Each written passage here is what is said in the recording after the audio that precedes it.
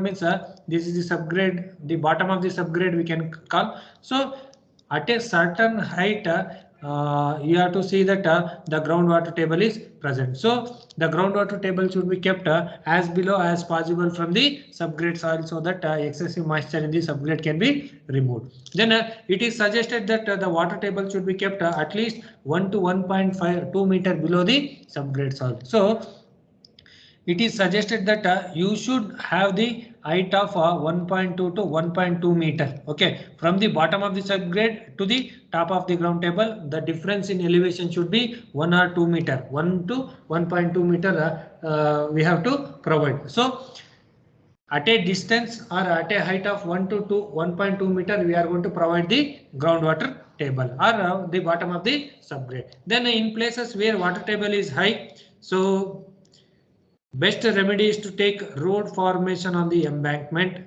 height not less than 1.2 to 1 point. So if there is very nearer, okay, when it comes less than 1.2 meter or 1 meter, then you are going for the construction of the embankment. Okay, construction of the embankment such that the bottom of the embankment should be at a distance of 1.5, 1.2 to 1.5 meter. So whenever the groundwater is very nearer to the subgrade soil, means you are going to have the embankment. So you are going to construct the embankment, and in such a way that the embankment should be at a height of 1.2 to 1.5 meter. Then if the soil is relatively permeable, it may be possible to lower the higher water table by merely construction of longitudinal side drains. So you can observe in the figure that when the soil is relatively permeable. So when the soil is permeable soil, like gravel soil, okay, gravel we can call permeable, then sand. So when the soil is of sand or gravel, we can easily remove the water by providing the longitudinal drains. So you can observe here, this is the minimum. So this is the exact this line. Okay, I'm going to show with other color. So you can observe here, this is the exact groundwater table, but because of the soil is permeable in nature, by providing the longitudinal side drains. Okay, so this is the exact groundwater table. So by providing the longitudinal drains on the both the sides, okay, by providing the longitudinal drains, so by providing the longitudinal drains, we can easily make the water to flow into the longitudinal side drains. So because of gravelly and sandy soil, the water gets percolated into the longitudinal side drains. So remember, if the soil is of a lower permeability, that is relatively permeable, in that case we can easily construct the longitudinal side drains along the length of the road and on the both the sides of the road, so that the water get percolated into the longitudinal side drains, and whatever the water we are going to get from the longitudinal side drains, it will be again dispatched, or it will be sent to the nearby natural stream. Then the depth of trench would be depend on required lowering of water table, distance between the drainage trenches and soil depth. So that depth, how much depth we are going to excavate for providing this longitudinal side drains, which is basically depends on the water table, then distance between the drainages, trench and soil type. It will be basically depends on the soil type. When the soil is of gravel, it will we can easily go for shorter height. When it is sand, we can go for still shorter length. So remember, the depth of trench would depends on the required water table. So the water table you can observe here, it was earlier 1.2, now it is increased to 1.5 or 1.8 meter. We can easily reduce by providing the longitudinal side drains. Okay, so remember, the longitudinal side drains can be provided when the soil is relatively permeable. When the soil is relatively permeable, then only we can provide this longitudinal side drains. So if the soil is relatively less permeable, okay, when the soil is relatively less permeable, the lowering of the groundwater table may not be adequate under the center of the pavement or in between the two longitudinal. So when the soil is less permeable, okay, when the soil is less permeable, it is not supposed to provide a longitudinal side drains. Okay, it is not effective. Longitudinal side drains. It is not effective as we provide a longitudinal side drains for less permeable soil. Okay, if the soils are less permeable, we are not going to provide the longitudinal side drains. So in addition to the longitudinal drains, transverse drains have to be installed at suitable interval. So you can observe here in the diagram, transverse drain consists of perforated pipes to effectively drain off the water and lower the water table. You can observe here not only the longitudinal side drains we are going to provide, the transverse drains also provided. For example, if this is the road, so I'll write. So this is the plan I'm showing. So this is the longitudinal side drains what we have constructed for the permeable soil. So across the width of the pavement, we are going to construct one more drain called below the pavement. We are going to construct one more drain, so which will be having perforated pipes. Okay, which will be having perforated pipe. So as soon as the water enters into the pavement layer, through the perforated pipes, the water get collected and it will be discharged to the longitudinal side drains. Okay, is it clear? Is it clear? Is it clear? Yes, sir. Okay. So not only longitudinal side drains we are going to provide, we are going to provide the transverse drains also. That is across the width of the pavement, we are going to provide this transverse drains, so that the water get collected in the transverse drain, and the water from the transverse drain it will be sent to the longitudinal drain. This is the first method of removal of water. The first method is using longitudinal side drains, that is lowering of water table. Again, it depends on two types. One is soil permeability. One is soil with higher permeability and soil with lesser permeability. If the soil is of higher permeability, we are going to provide only longitudinal side drains we are going to provide. If the soil is of lesser permeability, we are going to provide both transverse drains and longitudinal side drains. Okay, is it clear? Is it clear? Kindly respond. Is it clear?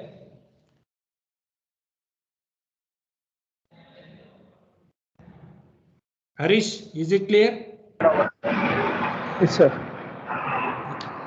Next is a control of seepage flow. So I told right, the groundwater from the groundwater table, the water is going to enter into the pavement layers.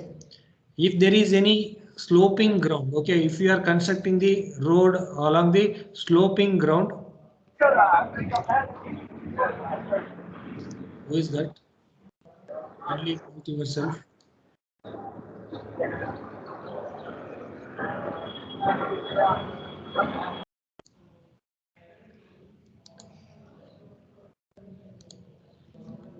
So whenever it is sloping ground, in the sloping ground only the seepage flow is going to occur. Okay, so in the when the road is constructed in the cutting, okay, when the road is constructed in the cutting and the side drains are provided in the cutting, means then we can experience this seepage flow because of the sloping which is provided. So if the general ground as well as impervious strata below are sloping, seepage flow is likely to exist. I told right, the seepage flow is only occurs in the sloping ground. Okay, sloping ground is present means we can experience this seepage flow. Then if the seepage zone is at a depth less than 0.6 to 0.9 meter from the subgrade level, the longitudinal pipe drain. So if the seepage flow, that is the seepage flow and the depth of subgrade is less than 0.6 to 0.9 meter level, the longitudinal pipe drains can be provided, which can be filled with the filler material to intercept the seepage flow. You can observe here,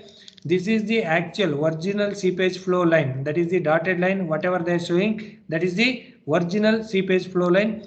Because of providing the longitudinal side drains, you can observe because of providing the longitudinal side drain, the water get collected in the longitudinal side drain, and we can easily reduce the seepage flow. So this is the lowered seepage line, and this is the original seepage line. So dotted line indicates original seepage line because of providing this longitudinal side drain with a clay seal, so which will reduces the seepage flow, and whenever the depth seepage zone depth is 0.6 to 0.9 meter, then we can go for this longitudinal side drains. So remember, this seepage flow occurs only in the sloping ground, that is when the cutting is done, when the cutting of the embankment is done, that is the road is constructed in the cutting area, then we can experience this seepage flow.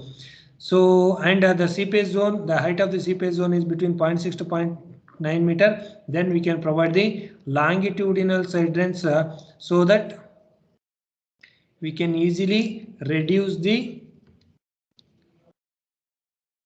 seepage flow. We can easily reduce the seepage flow when we are providing the longitudinal side drains. Okay, this is about the control of seepage flow. Next one is a control of capillary rise. So as we all know that we are familiar with this capillary action, in your GT also you have observed. So whenever there is a groundwater table, because of difference in pressure,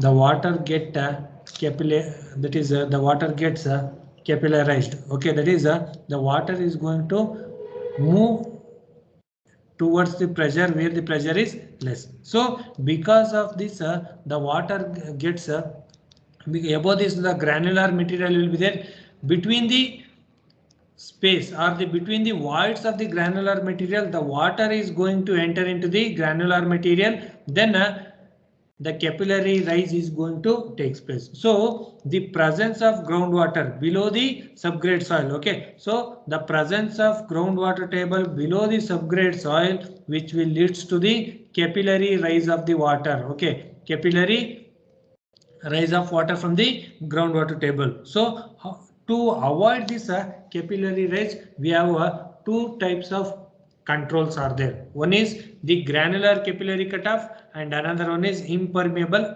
capillary cutoff. So the first one is very effective in nature. Nowadays we will be following the granular capillary cutoff, but the advanced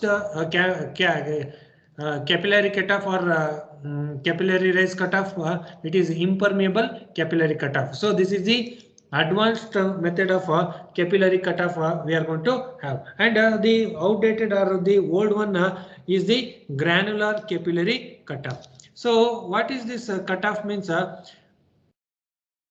Because of the voids which are present between the soil particles, the water is going to enter. So if we lay a layer such that the water should not get enter into the soil particles, that we are going to call it as cutoff. So as the name itself indicates, that is preventing. Okay, we can call it as preventing cutoff, or preventing we can call. So the first one is a granular capillary preventing. How we are going to do?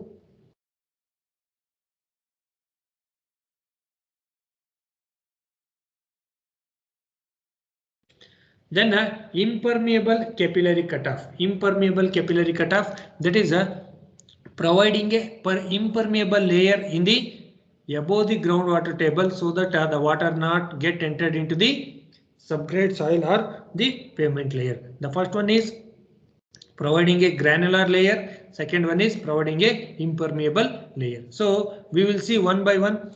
If the water reaching the subgrade due to capillary rise is likely to be detrimental, that is it is very effective. That is it is worst condition when the capillary rise is likely to be attacking in the subgrade, and it is possible to solve the problem by arresting the capillary rise instead of lowering the water table. So rather than lowering the water table, that is by providing the side drains, longitudinal side drains or the transverse side drains, if we avoid this capillary cutoff only, we can easily, effectively, we can remove the subsurface water from the subgrade. Then the capillary rise may be checked or arrested by providing suitable capillary cutoff by one of the two methods. I told that there are two methods are there. One is granular capillary cutoff and another one is impermeable capillary cutoff. So granular means providing granular material, okay, granular layer, that is providing a granular layer above this groundwater table. Then impermeable layer, providing impermeable layer above the groundwater table so that we can easily cut off the rainwater, groundwater. So we will see what is the first one. What we are going to see, that is the first one. So granular capillary cutoff. A layer of granular materials of suitable thickness is provided during the construction of embankment. So whenever you are constructing the embankment, a suitable layer of granular material, if we provided means so that it can easily reduce or it can easily avoid the entry of water into the subgrade soil. So a layer of granular material of suitable thickness is provided during the construction of embankment. Then between the subgrade and the highest level of subsurface water table. So if we consider this as the groundwater table, so at a certain height, okay, at a certain height you are going to provide a thick granular material layer, whether it may be a stones or whether it may be a sand, any thick granular material if we provide, which will avoid the rising of water to the subgrade soil. So which will avoid the rising of water to the subgrade soil. The capillary rise can be avoided by providing a thick layer of granular material layer. Then the thickness of granular capillary cutoff. The thickness of granular capillary cutoff layer should be sufficiently higher than the anticipated capillary rise within the granular layer so that capillary water cannot be raised above the capillary. So the thickness of the capillary cutoff, okay, the thickness H, the thickness of the capillary cutoff should be greater than, H should be greater than the height of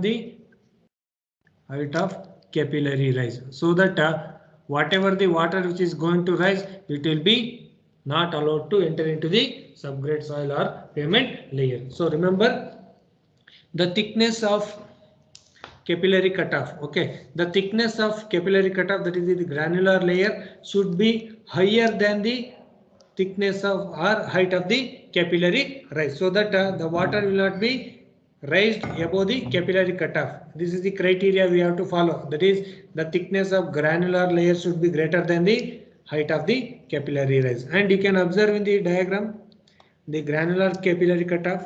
So this is the pavement layer and this is the granular material what they have provided. Okay, is it clear? Then you can observe the capillary cutoff and groundwater table. So by providing a granular layer, this is the granular layer. So by providing the granular layer, we can easily avoid the rising of water because of the capillary cutoff. Is it clear? Is it clear? Kindly respond. Yes, sir.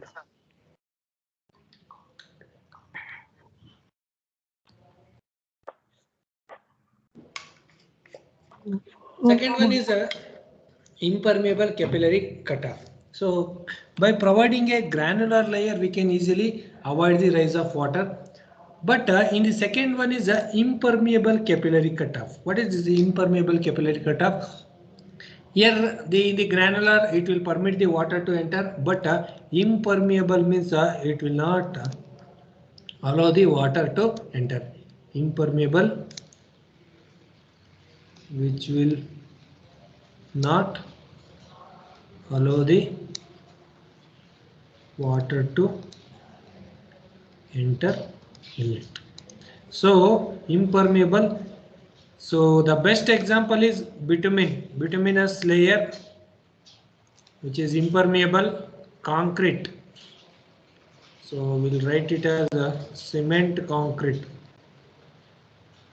So the bituminous layer and cement concrete layers are having a impermeable in nature. These are impermeable in nature. So by providing a layer of bituminous layer or cement concrete layer, we can easily avoid the rise of capillary water. We can easily avoid the rise of capillary water. Now, in the impermeable capillary cutoff, in this method, an impermeable membrane or a bituminous layer is inserted. Remember, in this, a bituminous layer, you can observe here the black color. So, in this impermeable membrane or a bituminous layer is inserted in the place of granular blanket. So, in the place of granular blanket, whatever we have provided in the granular capillary cutoff, we are going to remove that granular capillary cutoff and we are going to provide with the, so this is the embankment.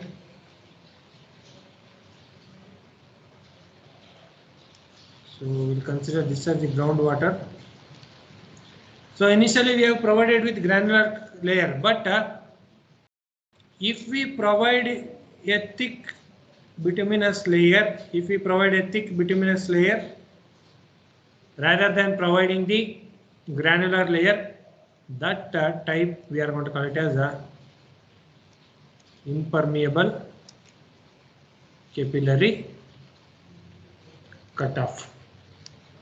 So rather than providing the granular layer, if we provide a bituminous layer or thick bituminous mix, which will be utilized for removing the or reducing the capillary water which is going to enter into the subgrade soil or which is going to enter into the embankment.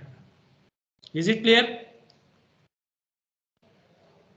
Granular and impermeable. Is it clear?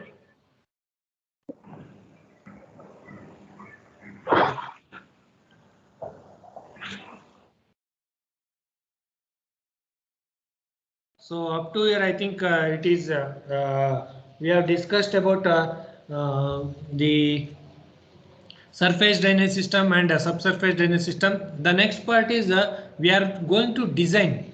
Okay, we are going to design the surface drainage system only for your syllabus. Only the design of surface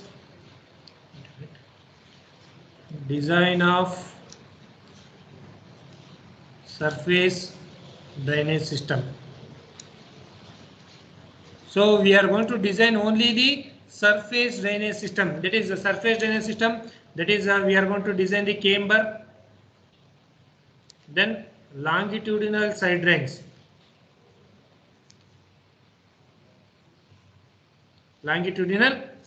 So we will be only using we will be designing only the longitudinal side drains rather than designing the camber. We are only designing or we are only related with the design of side drains. Okay. So is it clear, right? Clear?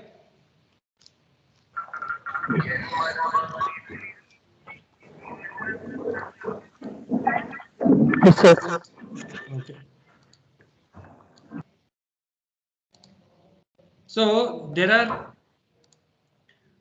two phases are there. One is the hydraulic phase and another one is hydrologic analysis. So there are two things we have to consider while designing. One is a hydrologic design, hydrologic analysis. Then another one is hydraulic analysis. So there are two analysis we are going to do. One is hydrologic analysis and hydraulic analysis. So what do you mean by this hydrologic analysis? So as we all know that the rain falls, some of the water is going to percolate into the earth surface and some water will be running on the pavement surface. That running water on the pavement surface, we are going to determine what is the quantity of water which is running. Okay, that quantity of runoff we are going to call. How much quantity it is running, that we are going to determine. That determination of runoff can be done by using this formula. So Q is equal to CIA, or we can write it as Q is equal to CIA by 360 also. So this is the runoff determination we are going to do. So the main objective of hydrological analysis is to estimate the maximum quantity of water. So how much quantity of water which is running on the or moving on the pavement surface, which will be utilized for analysis or which will be utilized for the design of the longitudinal side drains. So Q is equal to CIA by 360 or Q is equal to CIA, and where Q is the runoff, that is Q is the runoff, there is a amount of rainfall we can call, or discharge of rainfall, meter cube per second. C is the coefficient of runoff, I is the intensity of rainfall, which will be in terms of millimeter per second or millimeter per hour. You are going to get millimeter per second or millimeter per hour. Then A is the drainage area, which will be in terms of meter square. Then this coefficient, runoff coefficient, basically depends on the type of surface. Runoff coefficient basically depends on the type of surface. There is when there is a bituminous and concrete pavements are there, means the runoff coefficient is 0.8 to 0.9. When it is gravel and WBM pavements, the runoff coefficient is 0.35 to 0.7.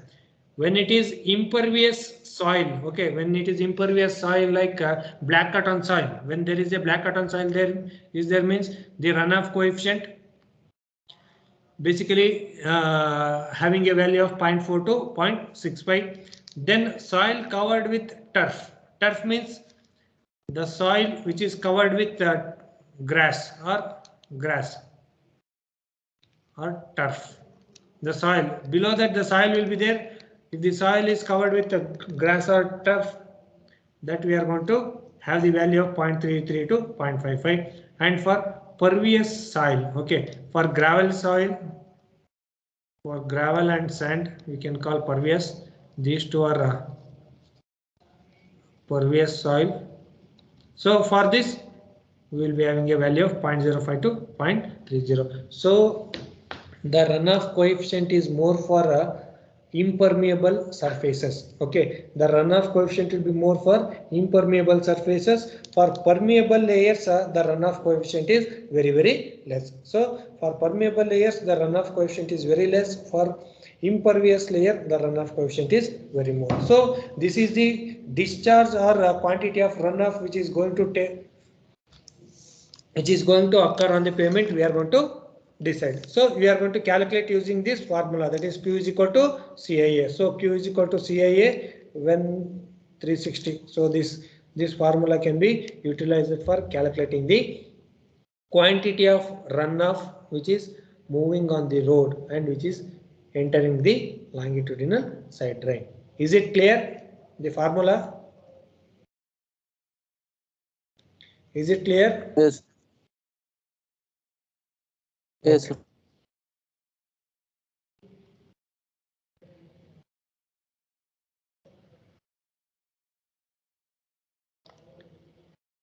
Next one is, so if there is a various layers, okay, if there is various layers with a different area, means we are going to use this formula, that is A1 C1 plus A2 C2 plus up to AN CN divided by A1 plus A2 up to AN. So when there is a, for example, the area, if you consider an area, so in this some will be having a CC roads, some will be having a bituminous road, some will be having a gravel road, some will be having a soil with covered with turf, and a pervious soil is there. So we have to determine the coefficient of runoff for all the area, and the other one part is having some coefficient of runoff. So we have to take the average. How we are going to take the average? So using this formula, we are going to take the average, where A1, A2, A3 are the respective area, C1, C2, C3 up to Cn is the runoff coefficient of that respective area. For example, if you consider area A, for example, this is the area. So area A, which will be having some runoff coefficient of C1 and which is having the area A. So the runoff coefficient of area A is C1, and the intensity of rainfall is basically having a value of 0.3 to 1.5 meter per second. So the runoff coefficient is 0.3 to 1.5 meter per second we are going to consider. Okay. So the runoff coefficient we have to consider within 0.3 to 1.5. Then comes the hydraulic design and analysis. Okay, so till now we have discussed about hydrological. So hydrological, that is related to rain we have discussed. Now we are discussing about hydraulic design or hydraulic analysis. So after the designing the runoff coefficient Q, that is after determining the Q value, next is hydraulic design of drain. So we are going to consider the longitudinal. The first assumption we are going to make it as a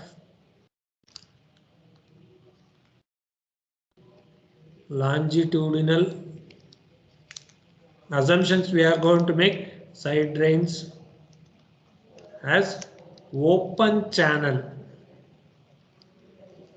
So we are going to assume that whatever the longitudinal side drains we are going to provide, it will be obeying all the open channels flows. Okay, which will obey the principles of open channel. That is, the longitudinal side drains are obeys the principles of open channel. So if Q is the discharge and V is the allowable velocity, we know Q is equal to A into V.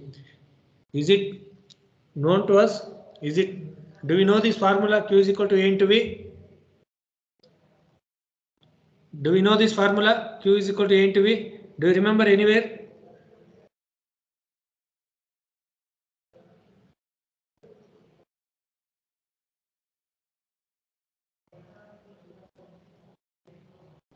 Kindly respond. Fluid mechanics, sir.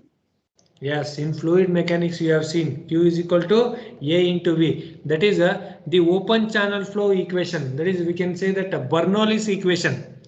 In simple manner, we can say that Bernoulli's equation Q is equal to A into V. Then here we know Q is already calculated from the previous step. That is from the hydrological analysis. Okay, from the hydrological analysis we have already calculated Q value, and the V value will be assumed. Okay, so the velocity of the flow will be assumed based on the type of soil. Okay, type of soil, the velocity of flow will be assumed.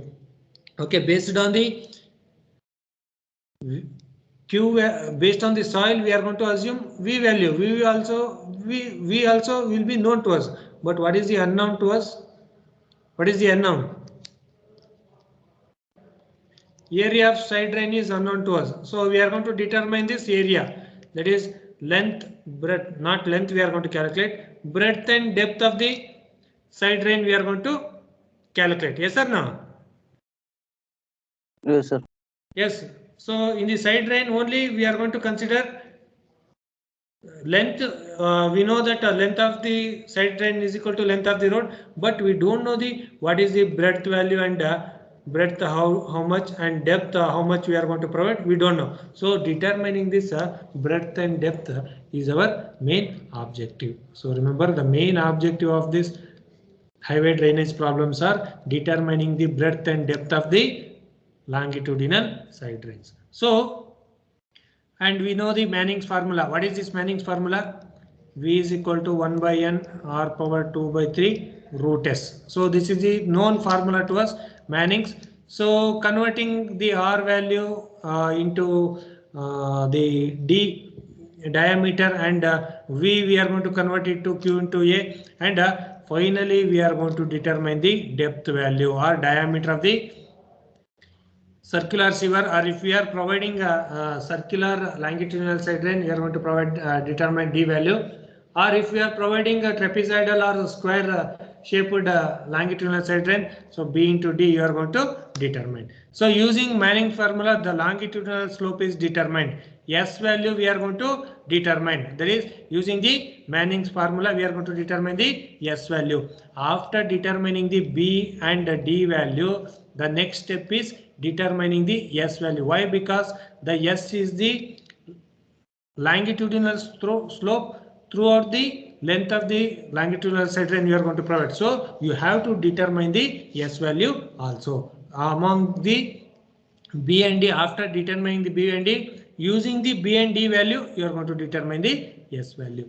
Okay, so then here also the N value, the Manning's roughness coefficient basically depends on type of surface, whether it may be ordinary earth with grass, then well finished concrete, rough rubble, riprap. So always remember, take whenever N is not given means you assume 0.013.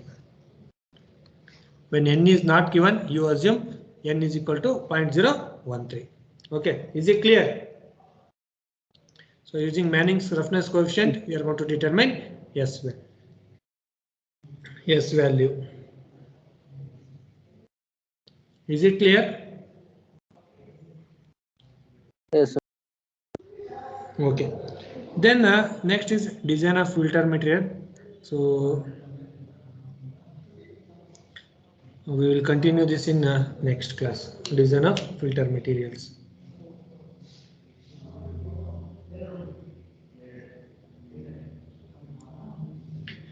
So before going to design of filter materials, we will see the road construction in waterlogged area. Yesterday also I was telling waterlogging.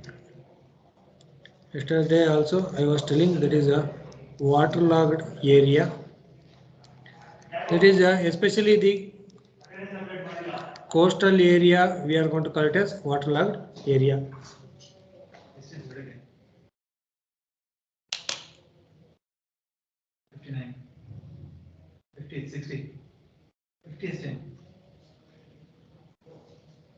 Update ಮಾಡ್ತೀನಿ ಬಿಡು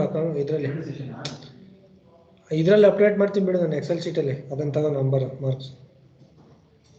So the waterlogged area we can call it as a coastal area where the soil is super saturated. Okay, the soil is super saturated. We can call that as a super saturated soil. That is if the saturation is behind 100%. Okay, behind 100% we can say that it is super saturated soil. How we are going to construct this road or highway in waterlogged area? That is by depressing the subsurface water level by suitable drainage system.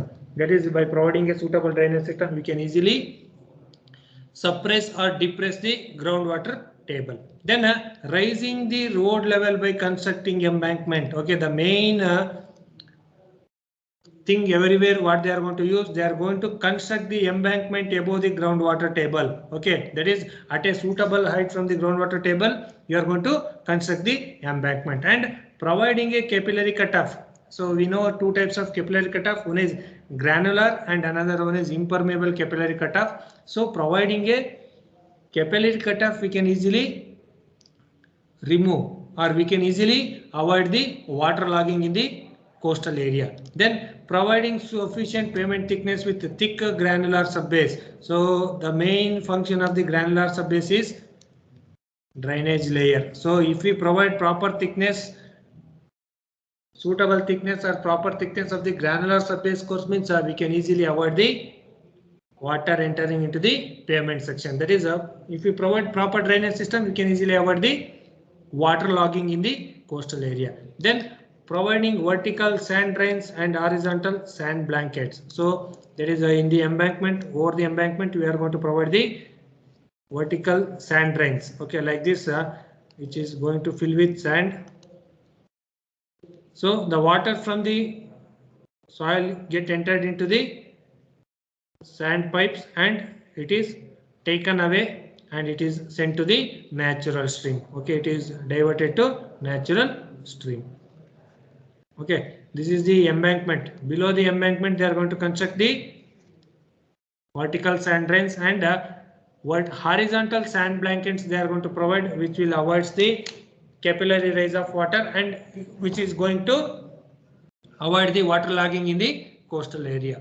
So the roads can be constructed by depressing the surface water, subsurface water level by suitable drainage system, then raising the road level by constructing embankment, that is providing a capillary cutoff, providing a sufficient pavement thickness with a thick granular subbase course, providing vertical sand drains and horizontal sand blankets. So these are the following methods we are going to adopt for road construction in waterlogged areas. Okay, is it clear?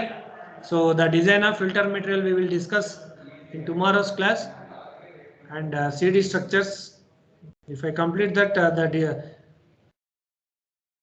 the highway drainage part will be completed. Only we are left out with the problems, that is the problems on highway drainage, that too surface drainage system. There is a design of surface drainage system. Okay, I'll stop here.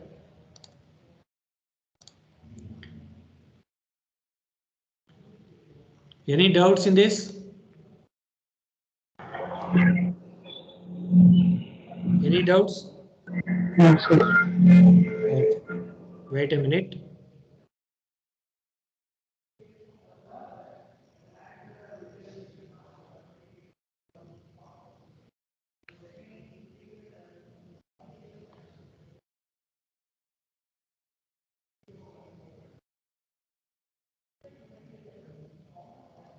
Okay, you can leave. Thank you. Have a good day.